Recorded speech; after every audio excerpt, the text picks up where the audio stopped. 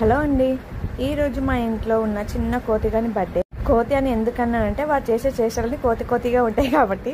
చూసారా, చేసినంతసేపు అల్లరి చేసి ఎలా పడుకున్నాడో. వీడికి జర్నీ చేస్తే చాలు, నిద్ర మాత్రం ఆన్ ది వేలో ఉంటుంది. టీ అయితే తాగుదామనేసి దారిలో వెళ్తుంటే టీ స్టాల్ కనిపించింది. టీ స్టాల్ దగ్గర అయితే ఆపాము.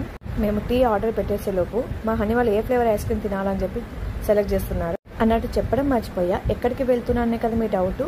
మా లక్కీ బర్త్డే అనేసి యాదగిరిగుట్టకైతే వచ్చినాం. ఈ పబ్లిక్ చూసి నాకు ఒక్కటే గుర్తొచ్చింది, ఈ రోజు ఇంకా మాకు దర్శనం అయినట్టే అనిపించింది.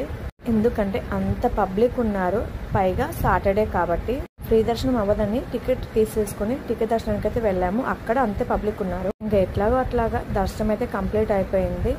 అవును, అడగడం మర్చిపోయా, యాదగిరిగుట్టలో పులిహోర అంటే ఎంతమందికి ఇష్టం?